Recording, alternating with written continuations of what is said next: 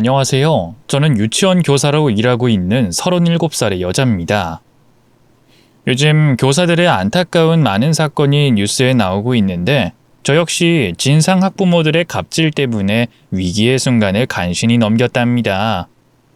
오늘 저는 진상 학부모와 결혼을 하려고 했던 남자와 얽히고 설킨 더럽고 추악한 이야기를 해볼까 해요. 흥미있고 반전 있는 재미있는 이야기니 꼭 들어주세요. 저는 4년제 대학교 유아교육과를 나와 자격시험까지 따서 장래 희망이었던 유치원 교사를 빠른 나이에 이루었습니다. 설레는 마음으로 유치원 선생님 일을 시작했는데 제가 상상해왔던 것과는 아주 많이 달랐답니다. 아이들과 행복하게 수업하고 기쁜 마음으로 출퇴근을 할 줄 알았는데 아이들 교육 말고 해야 하는 잡무가 엄청 많았어요. 저는 첫 출근 날 밤 11시까지 행사 준비를 하고 퇴근했고 다음 날은 프로그램 아이디어 회의와 준비로 밤 10시에 퇴근했답니다. 모든 준비와 정리를 유치원 교사가 하는 건 당연한 일인 건 알았지만 이렇게까지 해가지고 늦게까지 준비하고 고생하는지는 직접 몸을 부딪혀보고 나서야 알게 됐습니다. 또 유치원 원장님이 학부모들에게 큰 만족을 주려면 주말에도 나와 무언가를 준비해야 한다며 쉬는 날을 주지 않았습니다. 제가 대학교 1학년 때부터 사귄 남자친구가 있었는데 취업 후 저를 거의 만나지 못하니까 유치원에서 왜 이렇게 사람을 심하게 부리냐며 불만을 가졌답니다. 다른 곳으로 옮기라고 했는데 사실 입사하자마자 그만두면 인내심이 없다고 금세 소문이 나서 무조건 버티기로 했어요. 그래서 아무리 바쁘고 힘들더라도 열정을 잃지 않으려고 최선을 다했어요. 나중에는 몸이 적응하기도 했고 야근도 줄고 방학까지 있어서 꽤 할만하다고 생각했습니다. 바쁜 시기에만 잘 버티면 모든 게 수월할 줄 알았죠. 그런데 다른 문제가 있었으니 바로 학부모들의 갑질 전화였습니다. 유치원에서 아이들이 놀다 보면 넘어지기도 하고 긁히기도 했는데 조금이라도 다치면 그날 퇴근 후부터는 전쟁 같은 전화가 폭주했답니다. 자기 자식이 다쳐서 집에 들어왔으니 학부모님이 화가 날 수 있는 거라 생각하고 무조건 죄송하다 말씀드리고 안전에 유의하고 발전하는 교사가 되겠다고 사과드렸습니다. 하루에 10통 이상씩 컴플레인이 걸려와서 일할 때보다 더 많은 기가 빠져 쓰러지다시피 잠이 들었고 다음 날도 똑같은 패턴으로 돌아가면서 몸과 마음이 조금씩 지쳐갔습니다. 그렇게 참고 강산이 한번 바뀌도록 한 유치원에서 일했더니 해탈의 경지에 올라 학부모들의 갑질이나 막말은 웬만해선 화도 나지 않았습니다. 부작용으로는 자존감이 낮아져서 다른 친구들을 보면 나는 왜 이 모양 이 꼴로 살아가나 싶었어요. 그래서 자랑하는 친구가 있으면 그 친구에게 직접적으로 표현하지 않았지만 속으로는 미워했답니다. 제가 이해하고 마음이 넓어지려고 해봐도 하루아침에 자존감을 높이는 건 쉬운 게 아니어서 속 좁은 생각을 많이 한 것 같아요. 제 나이 33살이 됐을 때 5세반을 맡게 됐는데 진상 학부모들은 더 많아졌습니다. 어느 미친 유치원 교사가 아이를 심하게 때리는 사건이 몇 번 일어나고 뉴스에 터지게 되자 학부모들이 하나같이 날이 서 있었습니다. 시간이 지날수록 일이 편해지는 게 아니라 배로 힘들어졌습니다.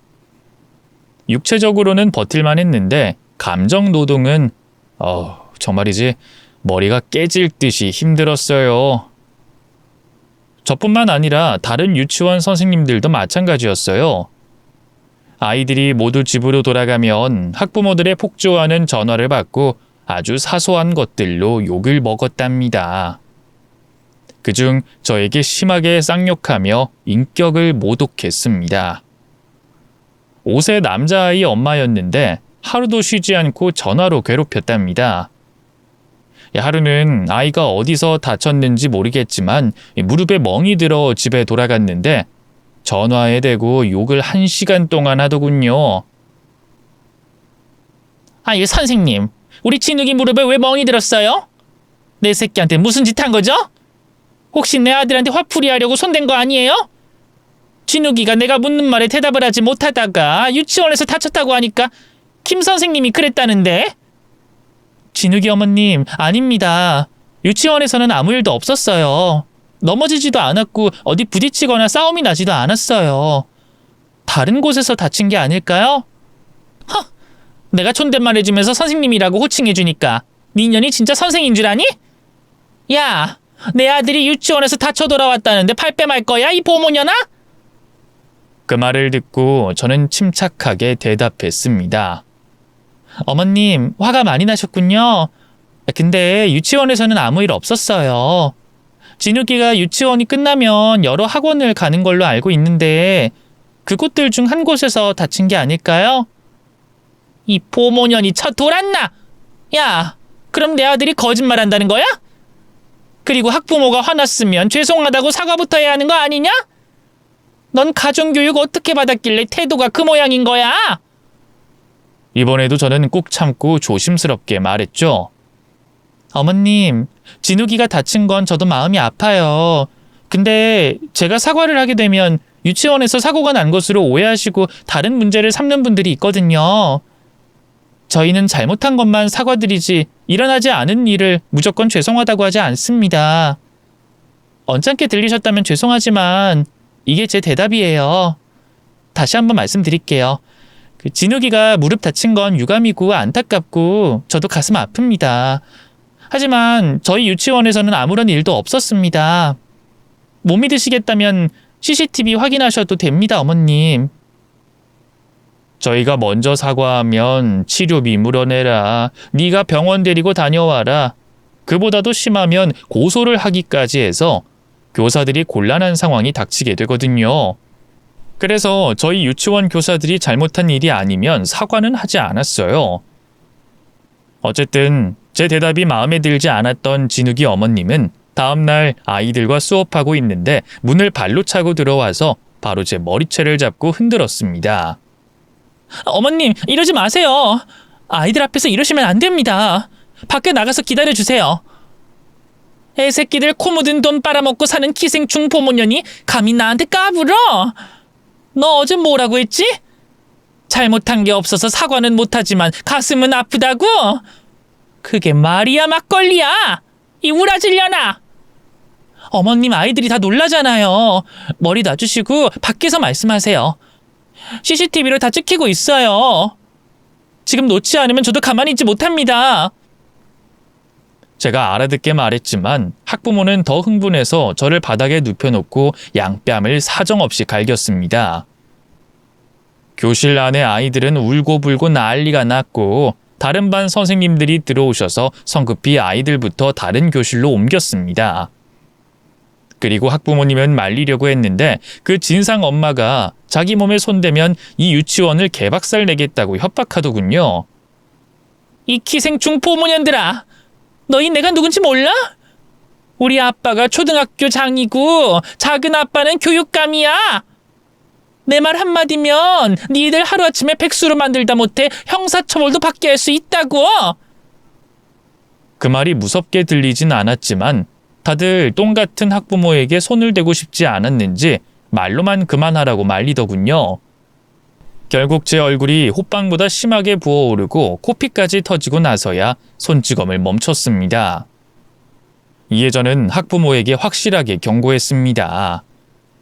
어머님, 다 하셨죠? CCTV에 다 찍혔으니 전 형사고소할 겁니다. 형사고소? 이년아, 경찰청장이 우리 친척이야.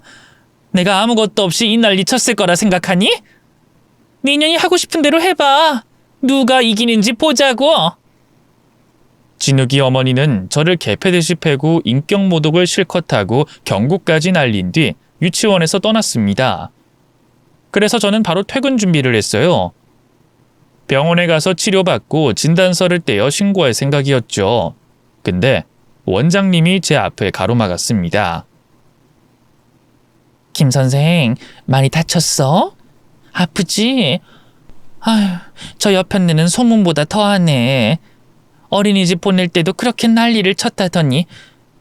이봐 김 선생, 미안하지만 오늘 일은 그냥 덮으면 안 될까? 원장님, 지금 뭐라 그러셨어요? 저더러 그냥 넘어가라고요? 그게 말이야. 저 학부모가 진짜 빽이 장난 아니거든. 자네가 신고하면 교육청에서 시비 걸러 나올지도 몰라. 우리 유치원이 국립이긴 하지만 바로 옆 초등학교 장애 입심으로 자네나 나를 다른 곳으로 내보낼 수도 있어. 교육자 집안이라 이기는 건 무리야. 원장님, 실망이에요.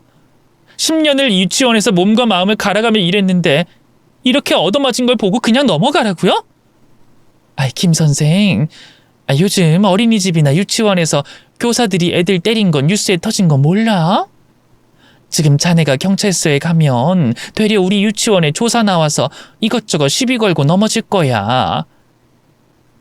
형사들이 찾아오면 유치원 이미지도 안 좋아지고 우리 교사들도 난감해져. 정말 미안하지만 이번 한 번만 참아주면 안 될까? 내가 무릎이라도 꿇고 빌게. 원장님의 말씀이 맞는 말은 아니지만 도저히 가만히 있을 수 없어 이를 거절하고 병원으로 향했습니다. 얼굴을 그렇게 많이 맞았는데 2주 이상이 나오지 않더군요. 어쨌든 이걸 들고 경찰서로 찾아갔습니다. 그런데 경찰청장의 전화를 받은 건진 모르겠지만 형사들이 2주 진단서 가지고 와서 뭐 하는 거냐고 희죽거리며 묻더군요. 이봐요 선생님, 학부모가 흥분해서 뺨 한 대 날렸다고 신고하러 오신 거예요? 어제 뉴스 못 보셨어요? 유치원 교사가 애들 때려서 깜빵 간 거? 경찰관님, 제 얼굴을 보세요. 그리고 내가 맞는 과정은 모두 유치원 CCTV에 담겼다고요. 같이 가서 확인하고 처벌하면 될 거 아니에요. 그래 알겠습니다. 그럼 저희가 처리할 테니까 일단 돌아가세요. 네? 지금 그 학부모를 불러야죠. 당장 처리해 주세요. 저희 강력한 사건이 많아서 전치 2주 상해는 나중에 해도 늦지 않잖아요. 미안합니다. 그만 집에 가세요. 접수됐으니까 돌아가세요. 빠른 시일 내로 연락드리겠습니다. 경찰들 태도를 보니 제대로 사건을 처리해 줄지 의문이 들더군요. 어쨌든 제가 더 할 수 있는 게 없어서 일단 집으로 돌아갔습니다. 그리고 저를 때린 학부모에게서 바로 연락이 오더군요. 경찰 연락을 받고 사과라도 하려는 건가 싶어서 일단 전화를 받았습니다. 네, 진욱 어머님, 말씀하세요. 기생충 본모녀나 나다. 너 나 신고했더라? 근데 김 선생, 이 벌어진 년아, 나도 니년 때리다가 손이 퉁퉁 부었어. 진단서 끊어서 쌍방이라고 할 거야. 내 백이 든든한 건 알지? 이 정도 일은 아무것도 아니라고. 뭐라고요? 어머님, 지금 그걸 말이라고 하세요? 사람을 개패듯이 패놓고 쌍방이라는 게 사람이 할 말입니까? 저한테 미안하지 않으세요? 응, 안 미안해 이년아. 우리 경찰청장 친척 어른이 날 보호해 줄 거야. CCTV 믿고 이러는 거야? 그거 말이야, 벌써 너네 원장이 지웠어. 아무런 증거가 없다고. 그럴 리가 없어요. 아니, 지웠다고 해도 복원시킬 수 있다고요. 아닐걸? 아예 기계를 바꿔버렸으니 복원시킬 영상이 없을 거야. 어쨌든 나한테 도전장을 냈으니 앞으로 재밌는 일 많을 거야. 각오하고 있어 이년아. 그렇게 전화를 끊고 찝찝하게 잠을 잤고 다음날 유치원에 나갔더니 진욱이 어머님 말대로 CCTV 영상을 저장하는 기기를 교체했더군요. 저는 화가 나서 원장님한테 따졌지만 영상이 남아있어도 달라질 건 없다며 저에게 똥 밟은 셈 치고 한 번만 참아달라고 부탁을 했습니다. 결국 쌍방으로 주장한 진욱이 어머니의 손을 들어줘서 사건은 끝이 났습니다. 지금 글을 쓰면서 그때 일을 떠올려 보니 피가 거꾸로 솟구치네요. 저는 그 사건으로 인해 10년 다닌 유치원을 그만두고 다른 곳으로 이직했습니다. 체계가 잘 잡혀 있고 힘 있는 원장님이 계신 곳을 찾아갔어요. 이직한 유치원은 교사의 개인 번호로 연락하지 못하도록 학부모에게 못을 박아뒀고 보조 선생님들이 많아서 아이들 케어하는 것도 수월했습니다. 왜 이제야 이직했을까 하는 후회까지 들 만큼 교사에게 좋은 유치원이었답니다. 근데 진욱이 어머님이 저에게 연락을 걸어왔습니다. 이제 그 미친 망나니 같은 년에게 벗어나는 줄 알았는데 아직 저에게 볼 일이 남은 모양이었어요.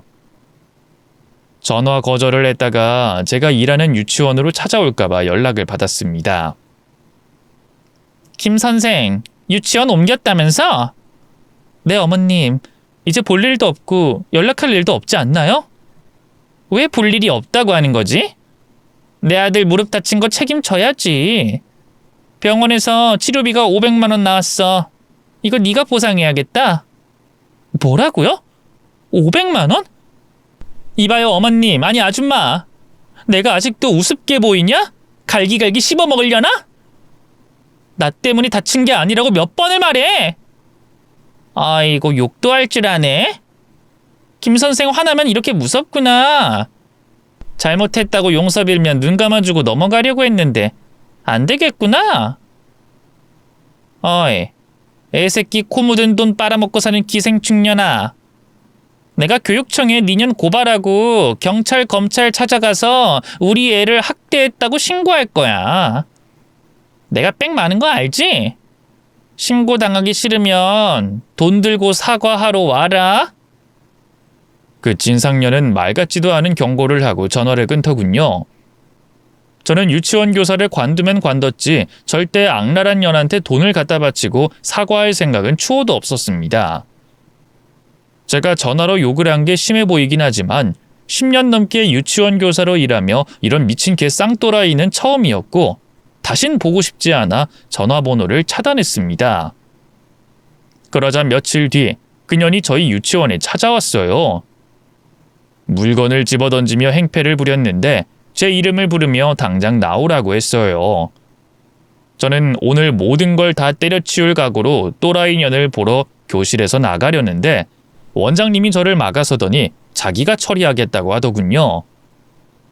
원장님은 이런 진상 학부모를 숱하게 봐왔다며 조금도 당황하지 않으셨어요. 그년이 제 이름을 부르며 욕설을 내뱉자 원장님이 경고의 말을 전했습니다. 저희 유치원에 택 자녀 없으시죠? 그럼 무단 침입에 업무 방해죄, 그리고 아이들이 있는 공간에서 욕설하셨으니 이건 역시 죄가 큽니다. 저희 유치원은 댁이 누구의 빽이든 아니든 신경도 안 씁니다. 어떻게, 지금 조용히 꺼지실래요? 아님 경찰 부를까요? 뭐야? 당신 내가 누군지 알아? 아니요, 몰라요. 관심도 없고요. 하지만 다시 한 번만 내 유치원에서 행패 부리거나 내 부하 직원인 김 선생 건들면 그땐 진짜 큰일 납니다. 내가 이 바닥에서 30년 버틴 사람이에요. 이런 씨. 두고 봐. 나중에 니들 모두 다 조져줄 테니까. 그녀는 마지막 욕을 뱉고 나가더군요. 저는 원장님한테 바로 감사하다 말씀드렸어요. 원장님은 저런 진상년은 상종하지 말라며 또 힘들게 하면 자신한테 말하라고 하더라고요. 30년 동안 쌓아온 인맥도 많고 진상년을 처리해야 할 방법도 수두룩하게 많으시다면서 제 걱정을 내려놓게 해주셨습니다.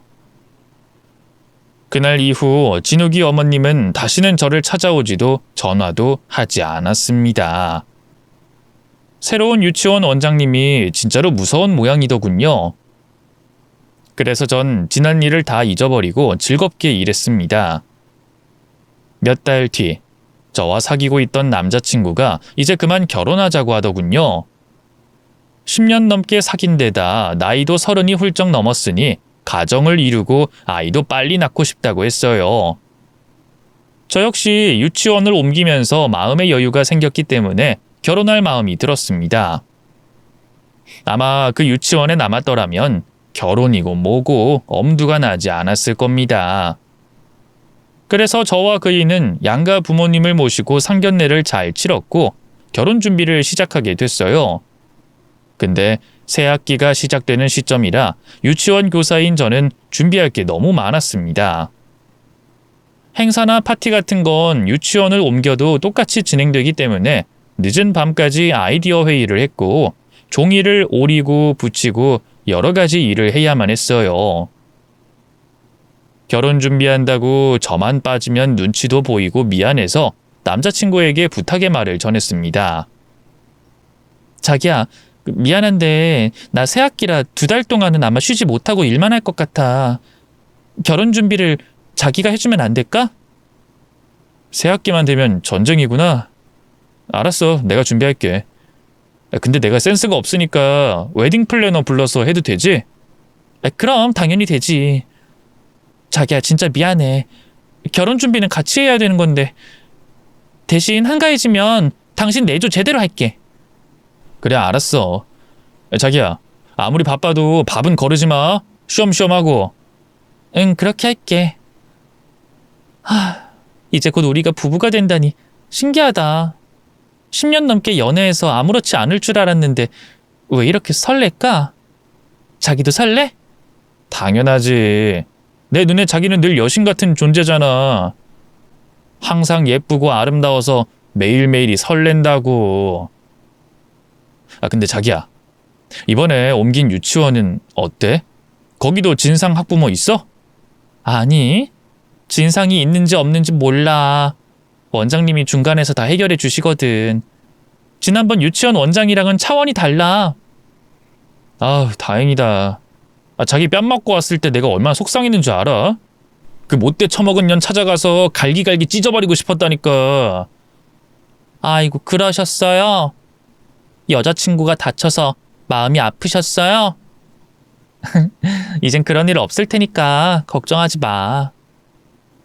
저희 두 사람은 오랜 연애를 했어도 이렇게 서로를 배려하는 마음이 강해서 결혼하게 되면 정말 누구보다 잘 살 자신이 있었습니다.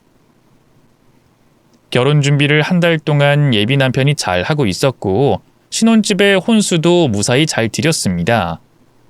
이제 웨딩드레스와 턱시도만 고르면 모든 게 끝날 시점이었죠. 드레스는 제가 입어보고 골라야 해서 하루 날 잡아서 그 이와 같이 가기로 했어요. 그 주에 유치원 행사가 토요일에 잡혀 있어 일요일 오후에 가기로 했답니다. 근데 원장님이 저를 따로 부르더니 휴가 이야기를 꺼내셨어요. 김 선생, 그 드레스 일요일에 보러 간다며? 그러지 말고 토요일도 나오지 마. 그날은 아이들 수업 없으니까 꼭 안 와도 돼. 그리고 결혼 휴가는 2주 줄 테니까 푹 쉬고 재충전해. 네? 정말요? 원장님, 저한테 너무 과한 특혜를 주시는 건 아닌가요?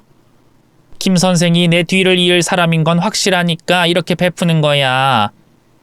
그러니까 중간에 때려치우거나 다른 곳으로 이직하지 마. 물론이죠. 원장님보다 좋은 분이 어딨다고 이직을 하겠어요. 그리고 저는 집에서 살림하는 거 싫습니다. 이 유치원에서 뼈를 묻을 테니까 걱정하지 마세요.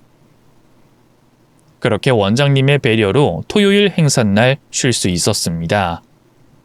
오전까지 늘어지게 자고 있는데 전화가 걸려왔어요. 혼수품 중에 하나인 소파가 잘못 왔다고 하더라고요. 예비 남편은 비슷해서 알지 못하고 넘어간 모양이었습니다. 그래서 제가 지금 신혼집으로 갈 테니 교체할 소파를 가지고 와달라고 했습니다. 예비 남편에게 연락해서 같이 신혼집에 갈까 생각했다가 그냥 혼자 가기로 마음 먹었어요. 저 대신 결혼 준비를 거의 다 했으니 이 정도는 저 혼자 처리하고 일요일에 드레스와 턱시도를 고르고 데이트나 할 생각이었죠. 그래서 화장도 안 하고 민낯으로 모자만 쓰고 신혼집에 혼자 찾아갔습니다. 비밀번호를 누르고 들어갔는데 신발장에 예비 남편의 구두와 여자의 하이힐이 있더군요. 혹시 신우이랑 둘이 왔나 싶어서 거실을 두리번거리다가 작은 방과 서재를 열어봤는데도 아무도 없어 안방문을 열었습니다. 근데 그 순간 제 두 눈이 썩어 들어가는 줄 알았습니다. 예비 남편이 여자와 침대에서 그짓거리를 하고 있는 거예요. 저는 황당해서 한참 동안 아무 말도 못하고 서 있었어요. 그러다 그짓하던 두 년놈이 자세를 바꾸면서 제 얼굴을 보고 기겁하더군요. 정신이 든 저는 예비 남편과 상간녀의 얼굴을 봤습니다. 근데 충격은 10배로 더 커졌어요. 제가 아는 여자와 바람을 피우고 있었습니다. 당신이 어떻게 이럴 수가 있지? 내가 산 침대에 다른 년이랑 뒹굴 수가 있어? 그리고 아줌마, 진욱이 어머님, 당신이 왜 내 남편 될 사람이랑 여기서 이러고 있는 거야? 자기야, 여긴 왜 온 거야? 그리고 이 여자 알아? 미친 것들. 그래, 이 개자식아, 아주 잘 알지. 진상 중에서도 최악인 학부모야. 네 놈이 내 뺨을 걱정했었지? 그 손찌검한 년이 바로 너랑 지금 침대에서 구른 년이야, 이 더러운 년. 나랑 전생에 무슨 원수를 지었길래 끝까지 괴롭게 하는 거야? 제가 고성을 지르자 예비 남편은 옷을 걸쳐 입었고 상간녀인 진욱 어머님은 자기 몸매를 자랑이라도 하듯이 가만히 있더군요. 그년이 예비 남편이 고용한 웨딩 플래너였습니다. 김 선생이 내 애인의 신랑감이었어? 아이고 웃겨라. 내가 전현을 어떻게 복수해줄까 했더니 일이 쉽게 풀리네. 원수를 내 애인 신혼집에서 만나다니. 야, 어쩌냐? 우리 둘이 속궁합이 너무 잘 맞아서 니년 버리고 우리 둘이 결혼하기로 했어. 니년은 이제 낙동강 오리알이라고. 이 못생기고 싸가지 없고 밤일도 못하는 쓸모없는 년아. 이게 다 뭐하는 짓인지 정리가 안 되네. 야, 박상혁, 네가 말해봐. 전현이랑 무슨 사이인지 확실히 밝혀. 저는 이미 정이 떨어져서 결혼할 마음이 없었지만 확인하고 넘어가고 싶어 확실히 말하라고 소리를 질렀습니다. 그러자 예비 남편은 머리를 긁적이더니 솔직하게 고백하더군요. 그게 말이야, 자기야. 자기라고 하지 마! 이 더러운 개자식아! 그래, 희선아. 사실 여기 있는 웨딩 플래너 민주 씨랑 결혼 준비하면서 눈이 맞아버렸어. 애 딸린 이혼녀인 건 알지만 나도 모르게 사랑에 빠지고 말았어. 내일 너한테 헤어지자고 말할 생각이었어. 근데 이렇게 걸려버렸네. 미안해. 나 이 여자랑 결혼해야겠어. 저는 모든 걸 마음속으로 정리했지만 그냥 나가기엔 너무 억울했어요.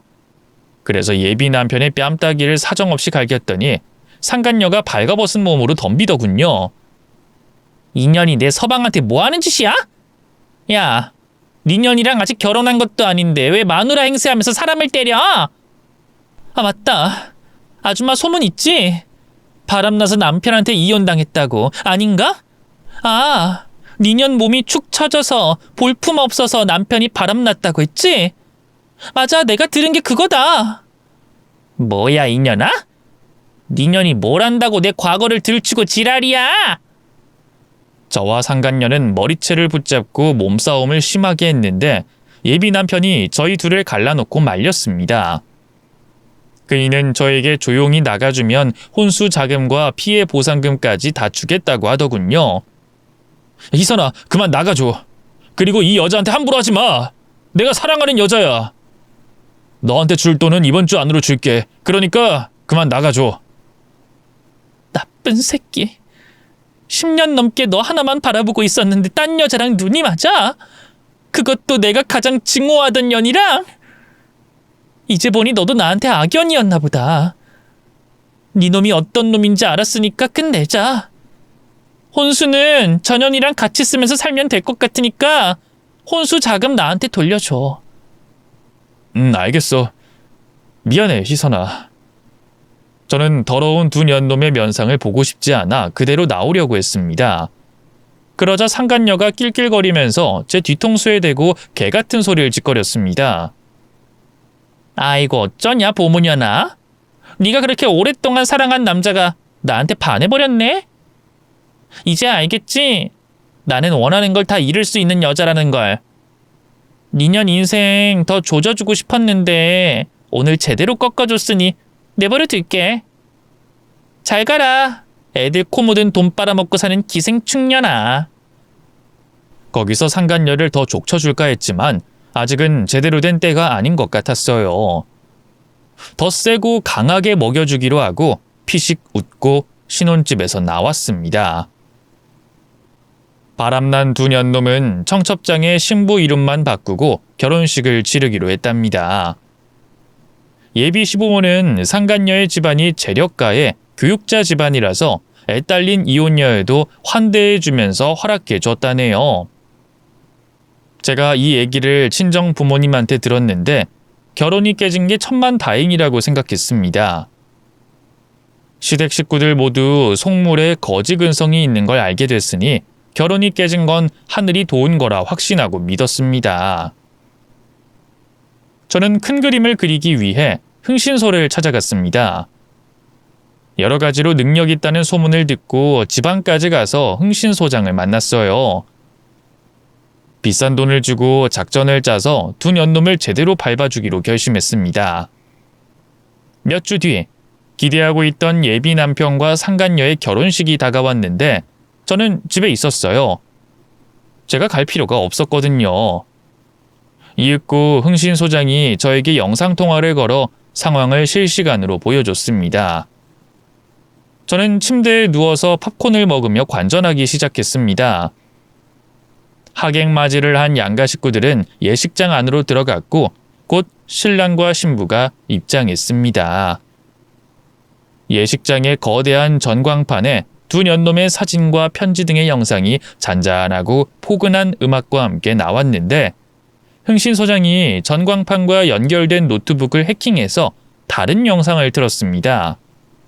그것은 제가 찍은 두 년놈의 신혼집 침대에서 바람 피우고 있던 영상이었어요. 사실 그때 당황하긴 했지만 본능적으로 증거를 남겨야 한다고 판단했는지 손이 저절로 움직여서 몰래 영상을 찍었답니다. 하객들이 웅성거리며 핸드폰을 꺼내 플래시를 마구마구 터뜨렸습니다. 예식장이 순식간에 아수라장이 되는데 정말 재밌는 광경이어서 배꼽을 잡고 웃었습니다. 그리고 이어서 제가 그동안 상간녀인 진욱 어머님한테 당했던 모욕이 담긴 전화통화 음성이 흘러나왔습니다. 진욱 어머님, 오늘 진욱이는 밥도 잘 먹고 잘 놀았어요. 걱정하실 일 없습니다. 이년아, 내 아들은 직접 밥을 먹여줘야 한다고 했잖아. 그리고 애들이랑 놀 때는 무조건 대장 시켜주라고 했지. 또 승현이랑 민지는 임대 아파트 사는 거지들 자식이니까 내 아들 옆에 앉히지 말라고 했잖아. 너 우리 집안이 어떤 집안인지 몰라? 어머님, 아이들을 차별할 순 없어요. 죄송하지만 이런 부탁이나 명령은 그만하세요. 저도 불쾌합니다. 이 코 묻은 돈 빨아먹고 사는 아메바 같은 년이 어디서 대들어? 야, 넌 분위기 파악이 안 되냐? 똥인지 된장인지 구분이 안 돼? 너 어느 대학 나왔니? 네 애미 애비는 뭐하는 등신들이길래 가정교육을 그따위로 한 거야? 야, 내일부터 30분에 한 번씩 내 아들 사진 찍어서 보내. 표정이 조금만 굳은 게 보이면 니년 인생 끝이야. 우리 아빠가 학교장인 거 알지? 친척들은 교육청, 경찰청, 검찰청에 다 분포돼 있다고. 니년 하나 잘라버리고 매장시키는 건 일도 아니란 말이야. 그러니까 내 아들 왕처럼 모셔라. 알겠니? 이 보모년아? 이것 말고도 제가 녹음한 상간녀의 통화 음성이 수백 개가 있었는데 그중 5개를 골라서 예식장 스피커를 타고 하객들 귀에 또박또박 꽂혔습니다. 다들 바람 피우는 영상 봤을 때보다 훨씬 더 크게 놀라더군요. 이어서 제가 얻어맞았을 때 얼굴 사진까지 전광판에 등장했습니다. 저에게 갑질과 인격 모욕 그리고 손찌검까지 두 지인들에게 제대로 전파하게 됐죠. 하객들은 모두 자리에서 일어나 욕을 하거나 침을 뱉고 나왔어요. 그 잘난 상간녀의 공무원 친척들도 모두 혀를 차며 일어섰습니다. 다시는 얼굴 보는 일 없을 거라며 단언하면서 말이죠. 그중 교육감인 상간녀의 작은 아빠가 손가락질하며 소리를 지르더군요. 저딴 게 내 조카라는 게 한심하고 부끄럽구만. 아이, 형님, 형수님. 앞으로 인연 끊고 삽시다. 앞으로 연락하지 마세요. 그 작은아버지라는 사람이 호통치자 상간녀 집안 당숙부터 해서 줄줄이 쌍욕을 하며 연을 끊겠다고 고성을 질렀어요. 저는 이 상황을 친정집 침대에서 팝콘을 먹으며 보고 있었습니다. 흥신 소장은 마지막까지 남아 상황을 영상으로 보여줬는데 예비 남편이었던 놈의 부모와 상간녀 부모만 남아서 결혼식을 진행하더군요. 이런 상황에서 결혼식을 치르는 게 웃겨 죽는 줄 알았습니다. 이윽고 마지막 행사까지 하며 백년가약을 맺고 말았답니다. 저는 키득거리며 이제 무슨 일이 벌어질지 2차전을 기대하고 있었어요. 몇 시간 뒤 예비 남편과 상간녀가 제가 있는 친정집에 찾아왔습니다. 제가 저지른 짓인 걸 당연히 알 테니 따지러 온 거였죠. 집에는 저와 친정아빠 둘이 있었는데 현관문을 활짝 열어줬습니다. 그러자 상간녀가 제 눈을 마주치더니 짐승처럼 달려들더군요. 니년이지? 니년 때문에 우리 결혼식 망했어. 네가 무슨 짓 한 줄 알아? 와, 다가오지 마, 미친 아줌마야. 그러게 왜 나를 그렇게 못살게 군 거야? 그리고 왜 내 남편 될 놈이랑 바람까지 피워서 내 심기를 건드렸어? 결혼식 제대로 망했지? 팝콘 먹으면서 봤는데 그 어떤 영화보다 재밌더라? 이 미친 또라이 아줌마야? 원래 인생은 인과응보야. 니년이 뿌린 대로 거두는 거라고. 이 육실할년. 오늘 넌 내 손에 뒤졌어. 피하지 말고 덤벼. 아이고, 이제 친척들 죄다 인연 끊어서 이러면 안 되잖아. 그래, 잘 왔다. 이게 내가 원한 그림이야. 니년을 처참히 찢어발겨 주기로 결심했거든. 자, 그럼 어떻게 요리해줄까? 들어와봐, 이 걸레년아.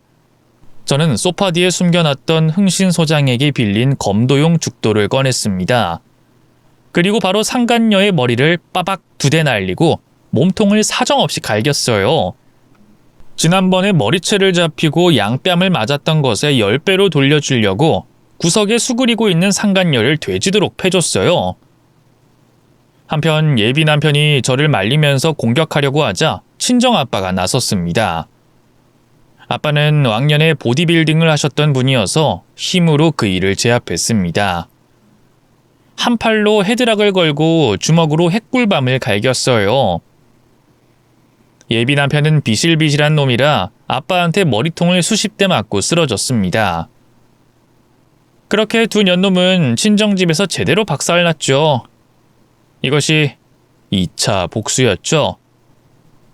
저와 아빠는 두 년놈을 현관 밖으로 끌고 가서 복도로 집어 던져버렸습니다. 3차 복수전은 제가 아닌 결혼식에 갔던 하객들이 대신해줬습니다. 바람 피운 영상을 희미하게 모자이크해서 누군가 올렸는데 알아볼 사람은 다 알아볼 수 있었어요. 그리고 진욱이 어머님이자 상간녀가 막말과 갑질 통화 음성이 유튜브에 올라가면서 새로운 국면을 맞았습니다. 예비 남편은 회사에서 바로 잘리게 됐는데 그제서야 상간녀에게 향한 콩깍지가 벗겨졌는지 저와 다시 시작하고 싶다고 찾아왔습니다. 희선아, 내가 죽을 죄를 졌다. 10년 동안 쌓아온 신뢰를 무너뜨려서 정말 미안해. 나 어제 그 여자랑 정리했어. 이제야 내가 진짜 사랑하는 사람이 누군지 깨달았어. 희선아, 나한테 너 하나뿐이야. 다시 날 받아줘. 우리 다시 시작하자.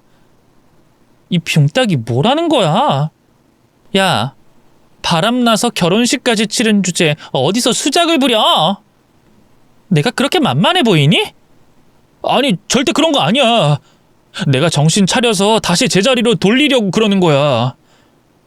희선아, 우리 신혼집과 혼수 그대로 있어. 너만 들어오면 돼.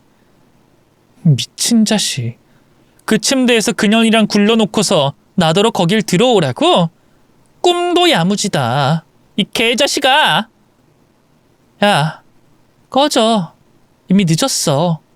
난 이제 너 같은 괴물이랑은 얼굴도 마주하기 싫거든. 그냥 꺼져라. 그리고 나 벌써 남자친구 생겼거든? 뭐? 남자가 생겼어? 뭐하는 놈인데? 초등학교 선생님이다, 이 자식아. 너같이 문란하고 더러운 놈하고는 차원이 다른 사람이야.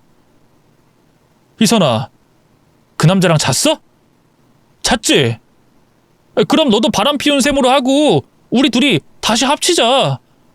난 모두 눈 감아주고 널 받아줄 준비가 됐어. 너도 내가 더 좋잖아. 나한테 복수하려고 억지로 그놈 만나는 거지? 나한테 질투심 유발하려고? 이거 진짜 정신병자네? 네가 바람난 거랑 내가 연애하는 게 같다고 생각하니? 그리고 질투? 이 자식 꿈도 야무지네. 야, 너는 머리에 뇌가 아니라 우동사리가 들어있냐, 이 등신아? 희선아, 제발 돌아와. 난 네가 날 받아주기 전까지 여기서 한 발짝도 안 나갈 거야. 알아. 그래서 일부러 문 열어준 거야. 너 좀 더 얻어 터지라고. 그게 무슨 소리야? 제가 기침하자 방에서 친정아빠와 제 남자친구가 나왔습니다. 두 사람은 손에 죽도를 하나씩 들고 있었고 예비 남편 놈의 머리통과 몸을 번갈아 가면서 갈겨줬습니다. 그놈은 비명을 고래고래 지르며 엎어져 쓰러졌고 되질 정도로 처맞고 나서야 그만 나갈 테니 때리지 말라고 사정했어요. 이선아, 그만하라고 해. 나 그냥 갈게. 다시는 네 앞에 나타나지 않을게. 그러니까 그만 때리라고 해줘. 왜 이렇게 포기가 빨라? 그냥 더 맞고 버텨봐. 내 마음이 변할지도 모르니까 버텨보라고. 아니야, 그냥 갈게. 아버님, 그만하세요. 저기 희선이 A님, 그만 때리세요. 제발. 그이는 현관 밖을 나설 때까지 죽도로 엄청나게 얻어 터졌습니다. 이후 그 자식은 제 눈앞에 띄지 않았어요. 흥신 소장이 이후 그 자식 소식을 전해줬는데 상간녀와 헤어지고 회사를 구하지 못해 신혼집을 팔아 대출금을 갚아버리고 작은 원룸에서 지내기 시작했답니다. 그 자식은 도 닦는 마음이었는지 택배 물류센터에서 고된 업무를 하며 일과 잠만 반복하며 살고 있다고 합니다. 또 상간녀는 예비 남편과 헤어지고 친정에 돌아갔는데 그 집 부모가 집안 망신이라며 인연을 끊기로 했답니다. 바람 피우는 영상도 모자라 교사 상대로 갑질과 막말을 해서 개망신을 줬다며 집안에 발도 들이지 못하게 했다네요. 상간녀가 아들 진욱이와 사는 아파트는 그년의 전남편 명의였는데 이번 사건을 알게 되면서 양육권을 빼앗아갔답니다. 그래서 아파트를 팔아버리고 상간녀는 길바닥에 나앉게 됐대요. 식구들과 친척들 모두 등을 돌렸기 때문에 상간녀가 갈 곳은 어디에도 없었습니다.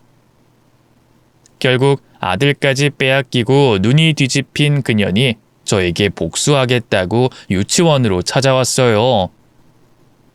야구방망이로 보이는 몽둥이를 들고 유치원 로비에 있던 아이들 그림과 작품을 훼손시키며 제 이름을 크게 불렀습니다.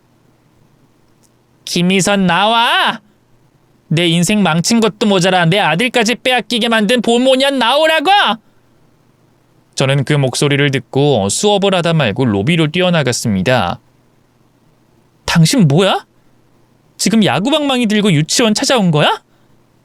세상에, 아이들 그림을 망가뜨리고 차력 작품을 다 망가뜨린 거니? 알게 뭐야. 내 아들이 만든 것도 그린 것도 아닌데 뭐가 중요하겠냐고, 이 보모년아! 너 때문에 내 집과 아들을 빼앗겼어.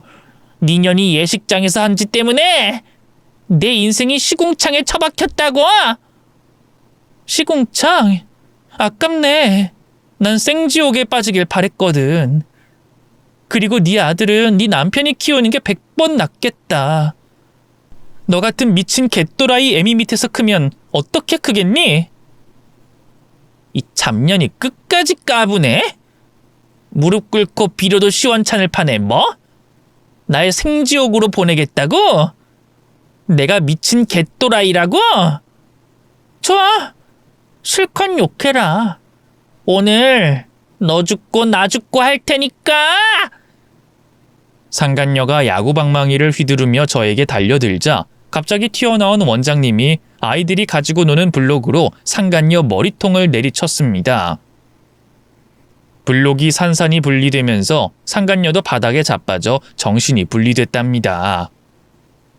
이윽고 원장님이 신고한 경찰들이 상간녀를 무단 침입, 협박, 폭행, 아이들이 있는 장소에서 공포감을 조성해서 큰 벌을 받고 유치장에 갇혔습니다. 그런데 원장님이 저에게 제대로 복수해주겠다며 검찰 친구분한테 연락을 해주셨어요.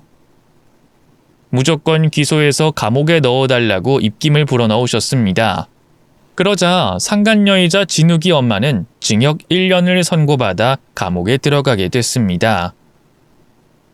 교육기관에서 미친 짓을 한 것이 크게 작용해서 징역까지 보낼 수 있었죠. 저는 유치원 원장님한테 진심으로 감사를 표현했습니다. 원장님, 정말 고맙습니다. 이제 제 속이 뻥 뚫린 것 같아요. 우리 유치원 선생님들은 스트레스를 받아서는 안 돼. 그게 내 철칙이야. 학부모를 상대하는 건 내가 다 맡을 거니까 앞으로도 이런 진상 들러붙으면 무조건 나한테 넘겨. 김 선생은 아이들에게 더 좋은 교육을 해주면 돼. 무슨 말인지 알지? 그럼요, 아주 잘 알죠. 원장님 같은 분을 왜 이제야 만나게 됐는지 모르겠어요. 진짜 이곳은 저한텐 천국 같은 곳이에요. 그렇게 생각해주니 고맙네. 그럼 다 처리됐으니 김 선생 결혼식만 남았나? 이번에 만나는 사람이 진실초등학교 오흥식 선생 맞지? 원장님이 그걸 어떻게 아셨어요? 저희는 아직 결혼 이야기까지는 안 나왔는데 누구한테 들었어요? 걔가 내 친구 아들이야, 김 선생. 그 친구는 믿을 만한 좋은 사람이니까 결혼 생각 긍정적으로 해도 돼. 알겠어요, 원장님. 여러 가지로 정말 고맙습니다. 그렇게 원장님의 도움으로 4차 복수전까지 제대로 치를 수 있었습니다. 시간은 2년이 흘러 저는 교사 남자친구와 결혼을 했습니다. 둘 다 교육직이니 통하는 것도 많고 대화할 거리도 아주 많아서 매일 수다 떨면서 신혼을 보내고 있어요. 그리고 요즘에는 남편과 하는 게 있어요. 교사 몇 분이 안타깝게 세상을 떠난 뉴스를 보고 시위하러 현장에 나가고 있답니다. 여러분, 부디 저희 교사들에게 힘을 실어주세요. 교권을 되찾고 선생님다운 선생님으로 살게 해주세요. 부탁드립니다. 제 사연은 여기서 마치겠습니다. 끝까지 들어주신 여러분께 감사드립니다. 안녕히 계세요.